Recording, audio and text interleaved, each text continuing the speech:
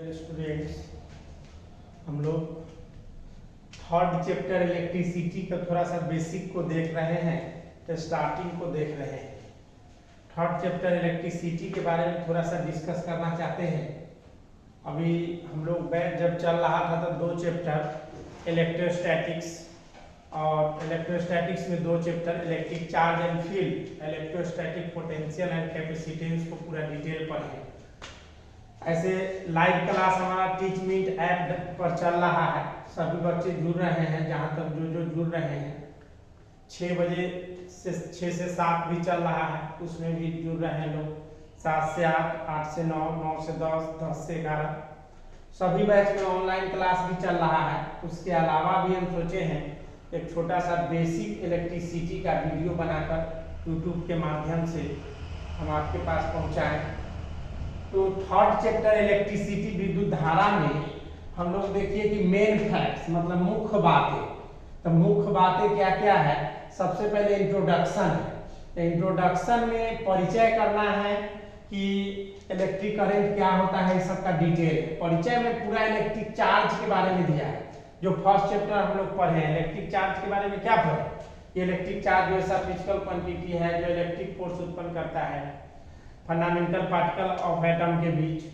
विद्युत मान लीजिए कि बल उत्पन्न करता है इलेक्ट्रॉन प्रोटॉन के बीच, इसका फॉर्मूला Q बराबर IT हुआ और उसी फॉर्मूला से पूरा डिटेल हुआ। पूरा मतलब एक चैप्टर है हम लोग चार्ज एंड फील्ड के बारे में पढ़े। फिर इलेक्ट्रिक करंट के बारे में पढ़ना है, विद्युत धारा के बारे में। धारा घनत्व है करंट डेंसिटी, धारा घनत्व के बारे में। ओम के नियम का पूरा डिटेल हम लोग को यहाँ पढ़ना है, 10th में भी हम लोग पढ़े थे। ड्रिफ्ट वेलोसिटी अनुगमन चार्ज, चाहे ड्रिफ्ट वेलोसिटी अनुगमन वेग चाहे अनुगमन चार्ज, ड्रिफ्ट स्पीड भी इसको कहते हैं। Limitations of Ohm's law, Ohm's law का जो भी लिमिटेशन है उसके बारे में डिटेल पढ़ेंगे। रेसिस्टिविटी ऑफ वेरियस मटेरियल, कई मटेरियल विभिन्न पदार्थों का प्रतिरोधकता, विभिन्न पदार्थों का प्रतिरोधकता के बारे में डिटेल पढ़ेंगे।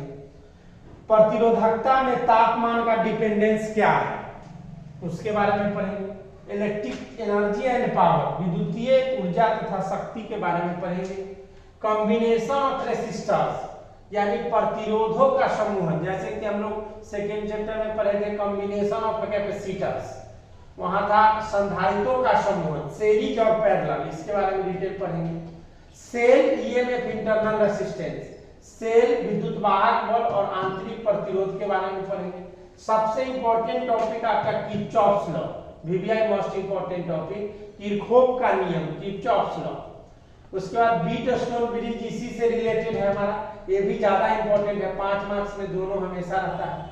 उसके बाद मीटर ब्रिज है, मीटर ब्रिज, मीटर सेतु, पोटेंशियोमीटर विभव मापी, ammeter, volt meter, Seebeck effect, Peltier effect, Thomson effect, सब टॉपिक इसी में आ जाएगा, ये किसी हम लिख दिए। एक है heating effect of electric current, विद्युत धारा का उष्मीय प्रभाव, विद्युत धारा का उष्मीय प्रभाव या thermal effect of electric current. मतलब चैप्टर थर्ड में टॉपिक का संख्या देखिए आपका इतना है। जिस तरह फर्स्ट चैप्टर बड़ा था, सेकेंड चैप्टर बड़ा था, उसी तरह थर्ड चैप्टर पूरा इलेक्ट्रिसिटी है। इसमें टॉपिक इतना है, लेकिन बारी बारी से हम लोग इसका डिटेल करेंगे, ठीक है, इसका बारी बारी से डिटेल करेंगे, समझे। अब इंट्रोडक्शन के बारे में थोड़ा सा समझा के इलेक्ट्रिसिटी के बारे में समझाते हैं। अब देखिए इंट्रोडक्शन में तो पूरा डिटेल इलेक्ट्रिक चार्ज का फर्स्ट चैप्टर में डिटेल कर लीजिएगा, आप पूरे पढ़ चुके हैं। इलेक्ट्रिक चार्ज का पूरा डिटेल आपको हम पढ़ा चुके हैं, properties, relative properties of charge, quantization, conservation, A to Z. अब यहाँ एक शब्द आ रहा है इंट्रोडक्शन के बाद, इलेक्ट्रिक करंट, विद्युत धारा क्या है। तो विद्युत धारा में हम लोग क्या पढ़ते हैं, rate of flow of charge through a conductor, यानी किसी चालक के द्वारा, चाहे किसी चालक की प्रवाह की दर, किसी चालक के द्वारा चाहे किसी चालक की प्रवाह की दर जो होगा उसी को हम एक तरह से विद्युत धारा कहेंगे। अब देखिए इलेक्ट्रिक करंट के बारे में पढ़ते हैं फिर से। इलेक्ट्रिक करंट विद्युत धारा, ऐसे इलेक्ट्रॉन्स का फ्लो हम चार्ज को डिटेल करते थे। यहाँ चार्ज का फ्लो होगा तो हम इलेक्ट्रिक करंट के बारे में पढ़ेंगे। चार्ज का फ्लो होगा किसी कंडक्टर के द्वारा, यानी कहने का मतलब है कि द रेट ऑफ, रेट लिखना जरूरी है, the rate of flow of charge, the rate of flow of charge through a conductor, through a conductor is called या is known as electric current. Basic जितना भी इलेक्ट्रिक करंट का बात है उसको पहले हम लोग देखते हैं, तब विभिन्न टॉपिक के बारे में पढ़ेंगे। यानी किसी चालक के द्वारा आवेश की दर की प्रवाह, किसी चालक के द्वारा आवेश की दर की प्रवाह को हम विद्युत धारा कहते हैं। बस हाँ। तो rate of flow of charge through a conductor, किसी चालक के द्वारा आवेश की प्रवाह की दर जो होगा वही हमारा विद्युत धारा होगा। इसीलिए हम इसको ऐसे भी लिख सकते हैं, करंट को हम लोग डिनोट किए थे आई से, यानी it is denoted by, current is denoted by I, denoted by I, I के द्वारा हम लोग करंट को डिनोट किए थे। तो आई बराबर हो जाएगा dq बटा में dt, यानी rate of flow of charge, charge का फ्लो हो रहा है, यानी रेट मतलब दर, एक प्रकार के रेट ऑफ चेंज हो रहा है किसका, चार्ज का, रेट ऑफ चेंज चार्ज का हो रहा है, इसीलिए हम इसको इलेक्ट्रिक करंट कहते हैं। ऐसे बेसिकली I बराबर dq बटा dt हम लिख सकते हैं, या dq जब बाहर करेंगे तो I इंटू dt लिख सकते हैं। यानी कहने का मतलब डिफरेंशिएट फॉर्म में हो गया, इंटीग्रेशन के फॉर्म में हो गया।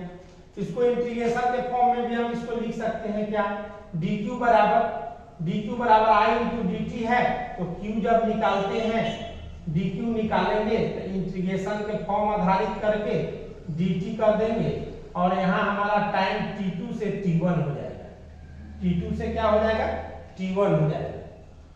और उसके बाद देखिए सिंपलेस्ट फॉर्म में हम अगर लिखेंगे तो इलेक्ट्रिक करंट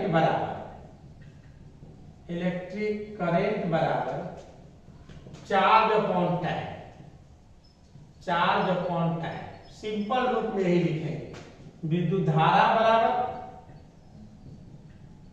विद्युत आवेश बटाने समय, आवेश बटाने समय, यानी I से डिनोट करेंगे और Q बटा में T, सिंपलेस्ट फॉर्म में लिखेंगे। ऐसे dq बटा dt पर भी क्वेश्चन है, जब चेंजिंग डिफरेंशिएट का हो, और इसमें इंटीग्रेशन के फॉर्म में जब चार्ज निकालना होगा तो ये भी बनेगा। इस क्वेश्चन सब पर दिया गया है, चाहे दिया जाएगा आपके असाइनमेंट में। I बराबर Q बाई T, यानी चार्ज पर यूनिट टाइम एक तरह से हमारा हो गया।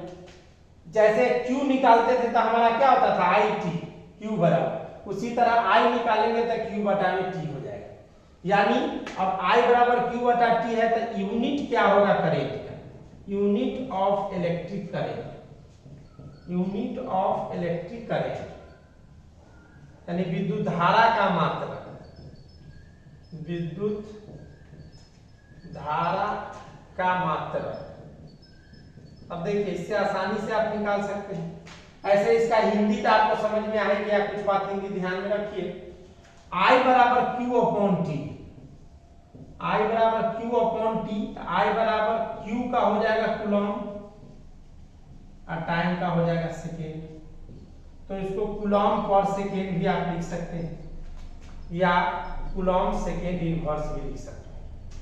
यानी कूलॉम पर सेकेंड कहने का क्या मतलब है कि कूलॉम पर सेकेंड 1 एम्पियर के बराबर होता है। कूलॉम पर सेकेंड 1 एम्पियर के बराबर होगा, तो 1 एम्पियर कहेंगे किसको, उसके बारे में डिस्कस करते हैं। पहले इसको नोट कर लिया जाए।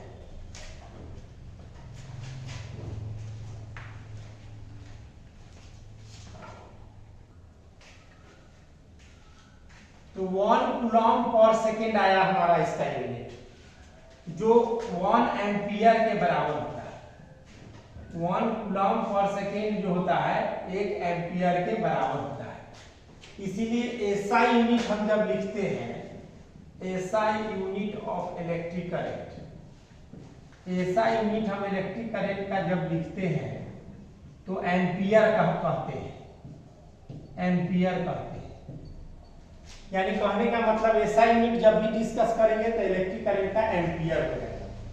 यानी कहने का मीनिंग है कि कभी कभी एक्स्ट्रा यूनिट आ जाए मिली एम्पियर, तो मिली एम्पियर कहने का मतलब चेंज करके हम लोग बनाएंगे, मिली है तो 10 टू द पावर -3 एम्पियर। कभी क्वेश्चन में माइक्रो एम्पियर दे 1 माइक्रो एम्पियर, तो 1 माइक्रो एम्पियर कहने का मतलब क्या है 10 टू द पावर -6 एम्पियर। अब देखिए एक शब्द है 1 एम्पियर। 1 एम्पियर से आप क्या समझते हैं? क्वेश्चन यही उठ रहा है, बेसिकली बात है इलेक्ट्रिक करंट का सब, यानी what do you mean by 1 ampere, what do you mean by 1 ampere, यानी कहने का मतलब है 1 एम्पियर से आप क्या समझते हैं, चाहे what do you mean by 1 ampere of electric current, electric current विद्युत धारा के 1 एम्पियर से आप क्या समझते हैं? तो क्या बोलेंगे, when 1 coulomb of charge, when 1 coulomb of charge flows through a conductor in 1 second is known as 1 ampere of electric current। जब 1 कूलम्ब आवेश 1 सेकेंड में किसी चालक के द्वारा प्रवाहित होगा तो वो एक प्रकार के 1 एम्पियर कहलाएगा।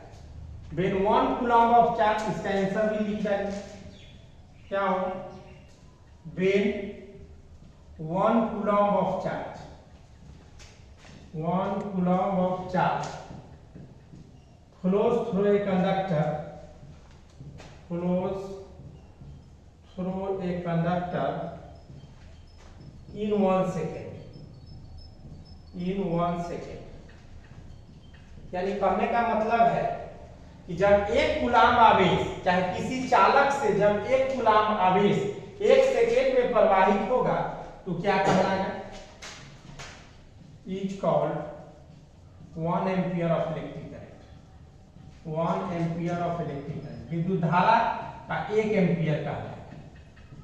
यानी कूलम्ब पर सेकेंड हमारा हो गया किसके बराबर, कूलम्ब पर सेकेंड हमारा हो गया 1 एम्पियर के बराबर। क्वेश्चन बनाते समय मिली, माइक्रो, नैनो, पिको, फेम्टो जो भी टर्म है चेंज कर लेंगे। अब 1 एम्पियर आप समझ गए 1 कूलम्ब पर सेकेंड के बराबर होता है। जब 1 कूलम्ब चार्ज फ्लो करेगा किसी कंडक्टर से 1 सेकेंड में तो 1 एम्पियर ऑफ इलेक्ट्रिक करंट कहलाएगा। अब देखिए यूनिट आप जान गए इलेक्ट्रिक करंट, डायमेंशनल फार्मूला क्या होगा इसका, बी मान, डायमेंशनल फार्मूला इसका क्या होगा, आसान इजी है, I बराबर Q/T, तो Q का AT पर है हम, और टाइम का T होगा तो T से T कट के I किसके बराबर, A के बराबर, यानी डायमेंशनल फार्मूला करंट का क्या हो जाएगा, A हो जाएगा। और इलेक्ट्रिक करंट हम आपको वेक्टर में पूरा डिटेल पढ़ाए थे कि इलेक्ट्रिक करंट एक स्केलर क्वांटिटी होता है, उसको होना चाहिए था वेक्टर, उसको क्या होना चाहिए था, वेक्टर। क्यों? क्योंकि उसके पास मैग्नीट्यूड भी है, डायरेक्शन भी है, तब पर भी वो स्केलर क्यों है, वेक्टर रूल एडिशन का नियम के पालन वो नहीं होता है ना, वेक्टर का रूल जो हमारा है एडिशन फॉलो रूल, उसको फॉलो नहीं कर पाता है, इसीलिए इलेक्ट्रिक करंट स्केलर क्वांटिटी होता है ना। तो हम लोग एक लाइन में लिख लेंगे कहीं एरो देके कि electric current is scalar quantity. पूरा डिटेल हम वेक्टर में पढ़ चुके हैं, इसीलिए अब उस पर पूरा डिटेल नहीं करेंगे। इलेक्ट्रिक करंट एक्सेप्शन है, इसको होना चाहिए वेक्टर, लेकिन यह होता है कौन, स्केलर, होना चाहिए वेक्टर लेकिन होता है स्केलर, वेक्टर रूल एडिशन का पालन नहीं करता। अब देखिए हम लोग इलेक्ट्रिक करंट क्या होता है जान गए, उसका यूनिट जान गए, डायमेंशनल फार्मूला जान गए, एक अदिश राशि होता है, विद्युत धारा एक अदिश राशि होता है। अब इस पर क्वेश्चन का टाइप है उसको भी हम बताते हैं। देखिए वीडियो तो ऐसे हम लोग ऑनलाइन पढ़ ही रहे हैं, इस वीडियो में थोड़ा सा हम बेसिकली इलेक्ट्रिक करंट के बारे में बताना चाह रहे थे कि कुछ लोग का कहना है कि 1-2 साल वीडियो यूट्यूब पर बनाइए, तो इसीलिए हम उस पर ज्वाइन पहले कर दिए हैं। अब देखिए जो लोग अभी क्लास जो है सो मान लीजिए कि नहीं पढ़ रहे हैं, नहीं ज्वाइन कर रहे हैं, सब ऑनलाइन प्रत्येक दिन चल रहा है, आप जो है सो ज्वाइन कर जाइए, टीच मी ऐप डाउनलोड कर लीजिए और कॉल करके बात कर लीजिए, आपको एक्सेप्ट हम कर देंगे। अभी जब तक कि कोरोना काल है, स्थिति भयावह है, तब तक हम लोग ऑनलाइन पढ़ेंगे। फिर विशेष परिस्थिति में जब माहौल सही होगा तो उस समय फिर हम लोग क्या करेंगे, अपना क्लासरूम में आएंगे, पढ़ेंगे। ऐसा नहीं है कि जैसे हम लोग पढ़ रहे हैं तो मान लीजिए कि अभी भी देख रहे हैं कुछ बच्चे इधर उधर अपना पढ़ते जा रहे हैं, इधर उधर जाकर पढ़ते हैं। अभी हम लोग को समझने की जरूरत है। अभी देश में काफी स्थिति चल रहा है, खराब स्थिति चल रहा है कोरोना का, इसीलिए हम लोग भी ऑनलाइन व्यवस्था किए हैं, ऑनलाइन पढ़ा रहे हैं। नेटवर्क इशू भी हो जाता है तब पर भी कोई दिक्कत की बात नहीं है, परेशान हम लोग को नहीं होना है। हम लोग पूरा इलेक्ट्रोस्टैटिक्स पढ़ चुके हैं, इलेक्ट्रिसिटी पढ़ रहे हैं, मैग्नेट आएगा, ऑप्टिक्स आएगा, मॉडर्न आएगा, ए टू जेड सिलेबस हम लोग पढ़ रहे हैं।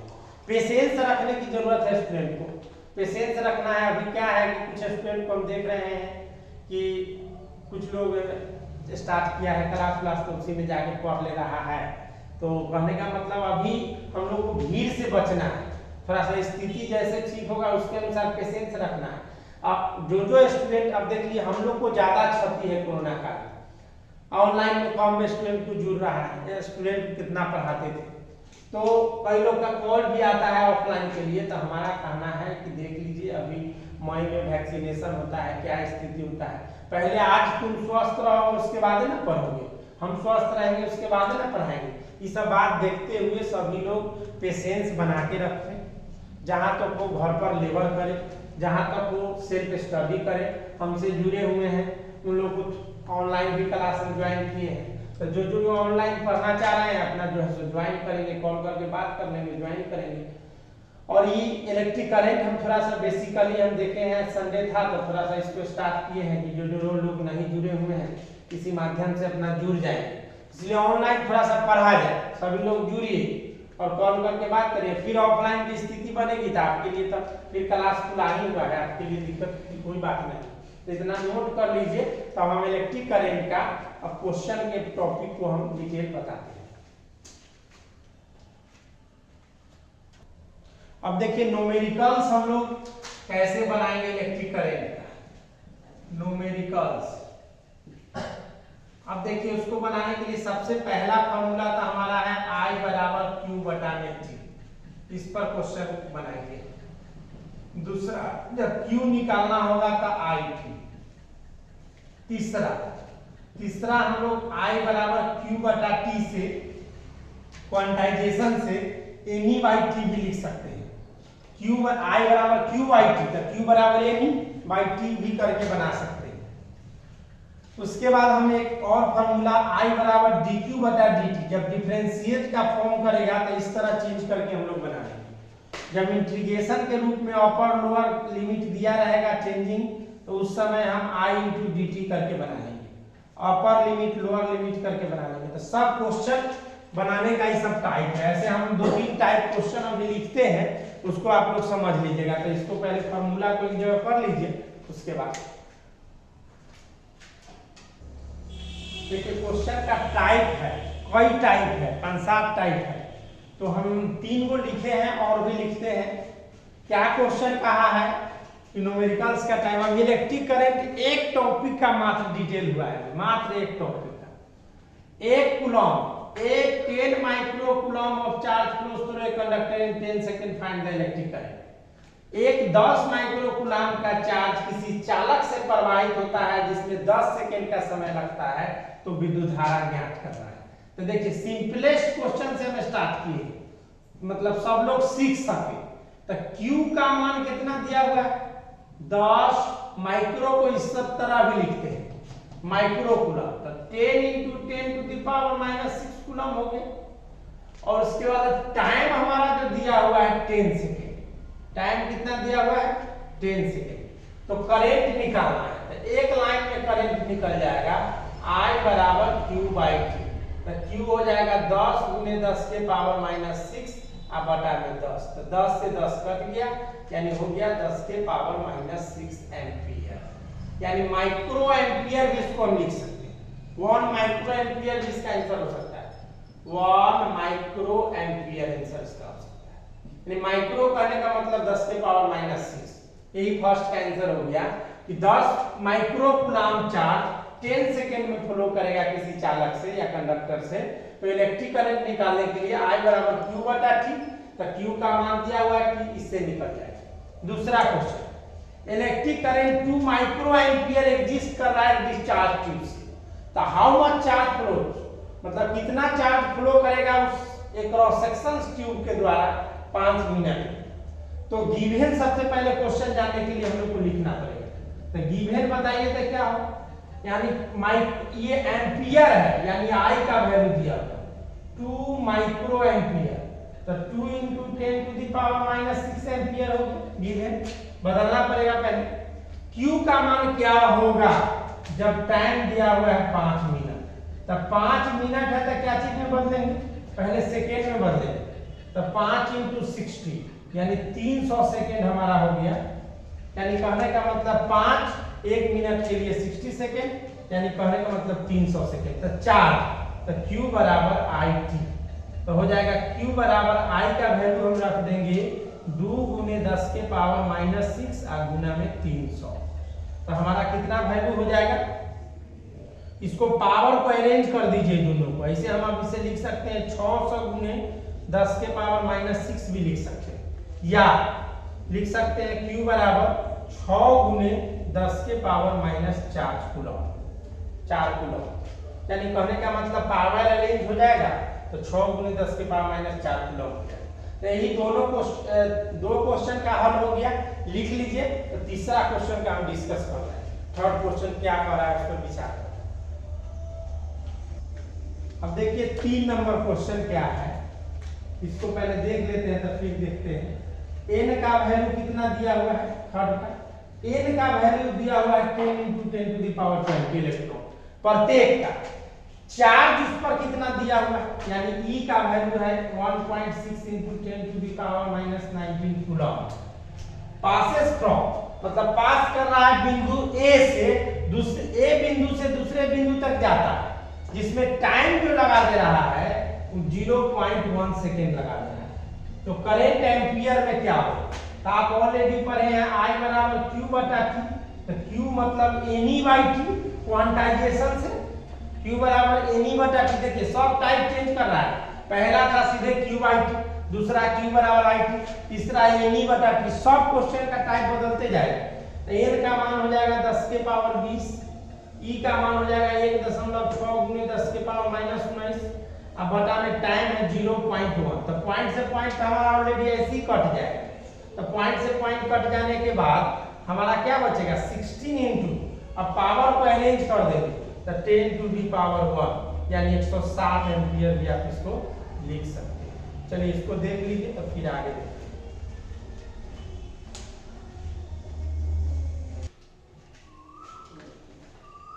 देखिए क्वेश्चन है कि कॉम्पिटिटिव टाइप क्वेश्चन हो गया, कॉम्पिटिटिव टाइप क्वेश्चन इसको बोलेंगे। Current flowing through a wire depends on time as, current जो है मान लीजिए कि वायर के द्वारा जो फ्लो कर रहा है डिपेंड है टाइम पर, तो करेंट का समीकरण इक्वेशन 3t² + 2t + 5 दिया हुआ है, इक्वेशन में दिया हुआ है। चार्ज फ्लो कर रहा है तो उसका क्रॉस सेक्शन जो वायर का है उसमें टाइम का इंटरवल है 0 से लेकर 2 सेकेंड तक, 0 से 2 सेकेंड तक है। तो चार्ज का वैल्यू क्या होगा, तो ये इक्वेशन वाला टर्म है, तो हम लोग कैसे बनाएंगे उसको देखिए। हम लोग पढ़े थे dq बराबर यानी q बराबर I × dt, तो I इंटीग्रेशन के रूप में लिखेंगे हम लोग, पूरा बिल्कुल अलग टाइप है, t2 से t1 और I × dt। I का वैल्यू कितना है हमारा 3t² + 2t + 5 I × में dt। अब देखिए इसको इंटीग्रेशन का तरीका कई स्टेप है, लेकिन फिजिक्स के भाषा में हम लोग शॉर्ट टर्म में ही इसको निकालेंगे। अब यहाँ t2, यहाँ देखिए समय का इंटरवल 0 से 2 दिया है, तो 0 से 2 दिया है तो यहाँ हम लोग 2 रख लेते हैं, हमारा अपर लिमिट और लोअर लिमिट 0 लिख लेते हैं। यानी इक्वेशन हुआ और समय का चेंजिंग, समय के अनुसार चेंजिंग, तो dt से गुना है तो अपर में से लोअर घटता है, तो इसको इंटीग्रेशन तोड़ना पड़ेगा। तो देखिए ध्यान दीजिए 2 से 0 है, इनको आ रहा होगा आसानी से समझ में आएगा, 3 × t², तो t² निकालने के लिए आपको याद है x के पावर n का इंटीग्रेशन का फॉर्मूला होता है, इसको शॉर्ट में ही बना लेंगे, x के पावर n + 1 और बटा में n + 1।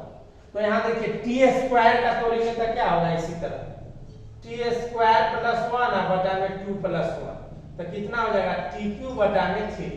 ध्यान दीजिए इस फार्मूला पर सेट किए हैं कि पहले पावर अरेंज कर दिए +1 बटा में 2 + 1, तो TQ/3 प्लस 2 इंटू टी के पावर कुछ नहीं है तो 1, तो टी के पावर 1 है तो फिर इसी फार्मूला को T1 + 1 बटा में 1 + 1 तो आ जाएगा T² बटा में 2, T² बटा में 2 प्लस 5 में T से गुना तो 5T।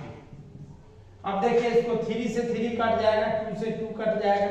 अब इंटीग्रेशन का फॉर्म बदल जाएगा तो क्या हो जाएगा TQ + T² + 5T। Upper limit हमारा है 2 और लोअर लिमिट है 0। अब एक बार t के जगह 2 रखेंगे और एक बार t के जगह 0 रखेंगे, अपर में से लोअर घटाएंगे तो हमारा वैल्यू निकल जाएगा। तो देख लीजिए इसको मिटाते हैं। उसके बाद देखिए इसका आप कैसे हल करेंगे हम लोग, कौन ऑप्शन आंसर है।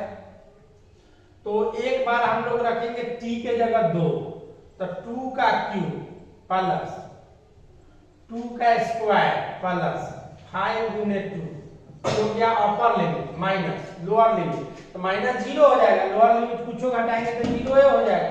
तो केवल इसको कैलकुलेट करेंगे। 2 का क्यूब हो जाएगा 8, 2 का स्क्वायर 4 और 5 पूरा 3 और माइनस 0 है तो काम खत्म है जाएगा। तो सीधे हो जाएगा हमारा कितना 22 कूलम हो जाएगा। कितना कूलम हो जाएगा 22 कूलम, यानी ऑप्शन नंबर बी हो जाएगा। इस प्रकार के क्वेश्चन को भी हम लोग बना सकते हैं। एक टाइप और हो सकता है dq बटा dt, यानी एक टाइप हमारा लास्ट हो सकता है dq बटा में dt। तो q का वैल्यू दिया रहेगा, उसको डिफरेंशिएट कर देंगे, i का वैल्यू हमारा निकल जाएगा। तो एक टॉपिक, छोटा सा टॉपिक हम लोग इलेक्ट्रिक करंट के बारे में पढ़ लिए, क्वेश्चन का टाइप पढ़ लिए। इतना को हम लोग देख लेते हैं, और भी वीडियो बनेगा, आप लोग देखते रहिएगा। रहने देते हैं और क्लास ज्वाइन करिए, पर डे पढ़िए, ठीक है। टीचमिंट ऐप डाउनलोड करके और उसमें जो है सो अपना ज्वाइन करिए, पेशेंस रखिए और मेहनत करिए। कोई दिक्कत नहीं, इतना ही रहने दिया जाए।